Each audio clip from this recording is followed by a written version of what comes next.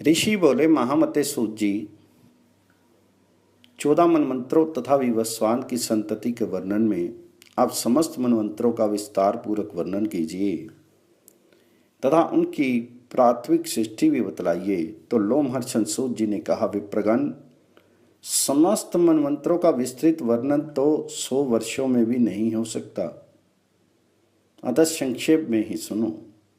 प्रथम संभव मनु है, दूसरे स्वारोचिष, तीसरे उत्तम, चौथे तामस, पांचवें रेवत, छठे चाक्षुष तथा सातवें वैवस्वत मनु कहलाते हैं। वैवस्वत मनु ही वर्तमान कल्प के मनु हैं। इसके बाद सावर्णी, भौत्य, रोच्य तथा 4 मेरु सावर्ण्य नाम के मनु होंगे। ये भूत, वर्तमान और भविष्य के सब मिलकर 14 मनु हैं। मैंने जैसा सुना है उसके अनुसार सब मनुष्यों के नाम बताए, सब मनुओं के भी नाम बताए।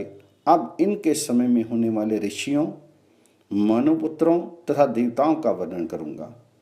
मरीचि, अत्रि, अंगरा, पुलाक, क्रतु, पुलत्स तथा वशिष्ठ, ये 7 ब्रह्मा जी के पुत्र उत्तर दिशा में स्थित हैं, जो संभव मनवंतर के सप्तऋषि हैं।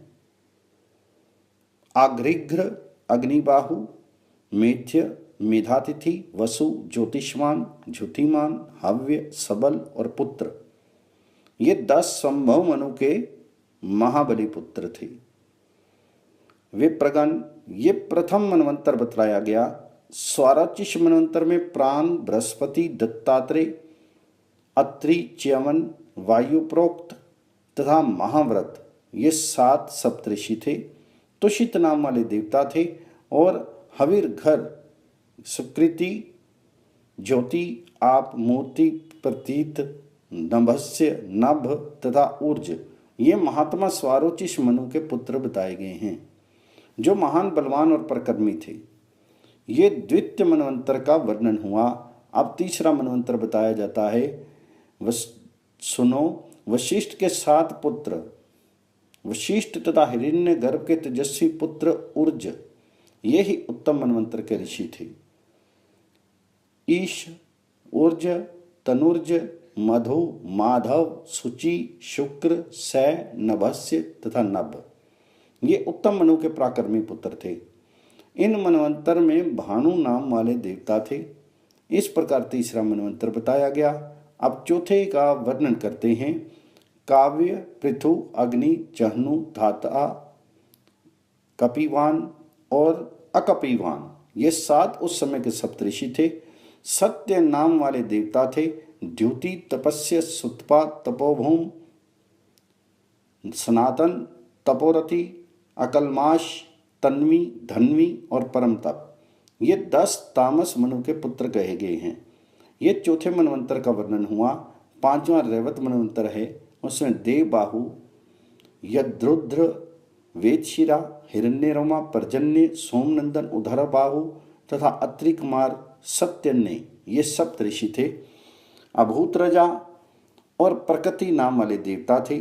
धृतिमान, अव्यय, युक्त, तत्वदर्शी, निरुत्सक, आरण्य, प्रकाश, निर्मोह, सत्यवाक और कृति, ये रैवत मनु के पुत्र थे।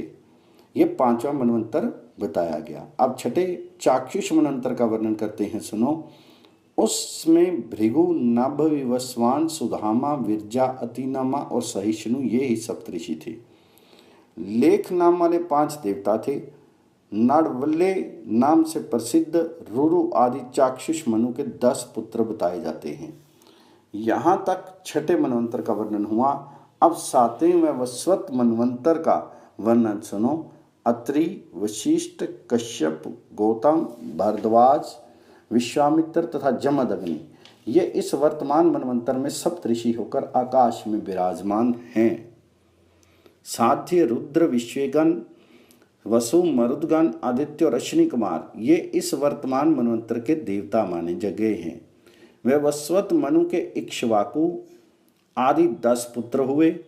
ऊपर जिन महातेजस्वी महर्षियों के नाम बताए गए हैं, उन्हीं के पुत्र और पौत्र आदि संपूर्ण दिशाओं में फैले हुए हैं। प्रत्येक मनवंतर में धर्म की व्यवस्था तथा लोक रक्षा के लिए जो 7 सप्तऋषि रहते हैं, मनवंतर बीतने के बाद उनमें 4 महर्षि अपना कार्य पूरा करके रोग शोक से रहित ब्रह्मलोक में चले जाते हैं। तत्पश्चात दूसरे 4 तपस्वी आकर उनके स्थान की पूर्ति करते हैं। भूत और वर्तमान काल के सप्तऋषिगण इसी क्रम से होते आए हैं।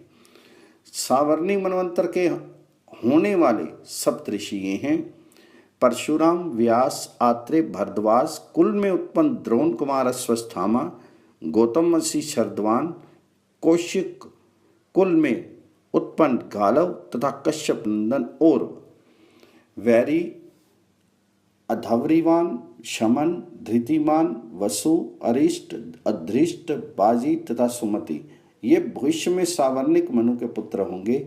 प्रातःकाल उठकर इनका नाम लेने से मनुष्य सुखी, यशस्वी और दीर्घायु होता है। भविष्य में होने वाले अन्य मनवंतरों का संक्षेप में वर्णन किया जाता है। सावर्ण नाम के 5 मनु होंगे। उनमें से एक तो सूर्य के पुत्र हैं और शेष 4 प्रजापति के। ये चारों मेरुगिरी के शिखर पर भारी तपस्या करने के कारण मेरु सावर्ण के नाम से विख्यात होंगे। ये दक्ष के देवते और प्रिया के पुत्र हैं। इन 5 मनुओं के अतिरिक्त भविष्य में रोच्य और भौत्य नाम के 2 मनु और होंगे। प्रजापति रुचि के पुत्र ही रोच्य कहे गए हैं। रुचि के दूसरे पुत्र जो भूति के गर्भ से उत्पन्न होंगे भौत्य मनु कहलाएंगे। इस कल्प में होने वाले ये 7 भावी मनु हैं। इन सब के द्वारा द्वीपों और नगरों सहित संपूर्ण पृथ्वी का 1 सहस्त्र युगों तक पालन हुआ। सतयुग, त्रेता आदि चारों युग 71 बार बीतकर जब कुछ अधिक काल हो जाए तब वह 1 मनवंतर कहलाता है। इस प्रकार ये 14 मनु बताए गए। ये यश की वृद्धि करने वाले हैं। समस्त वेदों और पुराणों में भी इनका प्रभुत्व वर्णित है। ये प्रजाओं के पालक हैं। इनके यश का कीर्तन शेषकर है। मनवंतरों में कितने ही संहार होते हैं और संहार के बाद कितनी ही सृष्टियां होती हैं और सबका पूरा पूरा वर्णन सैकड़ों वर्षों में भी नहीं हो सकता। मनवंतरों के बाद जो संहार होता है उसमें तपस्या, ब्रह्मचर्य और शास्त्र ज्ञान से संपन्न कुछ देवता और सप्तऋषि शेष रह जाते हैं। 1000 चतुर्युग पूर्ण होने पर कल्प समाप्त हो जाता है। उस समय सूर्य की प्रचंड किरणों से समस्त प्राणी दग्ध हो जाते हैं। तब सब देवता आदित्यगणों के साथ ब्रह्मा जी को आगे करके सूर्य श्रेष्ठ भगवान नारायण में लीन हो जाते हैं। वे भगवान ही काल के अंत में पुनः सब भूतों की सृष्टि करते हैं। वे अव्यक्त सनातन देवता हैं। ये संपूर्ण जगत उन्हीं का है।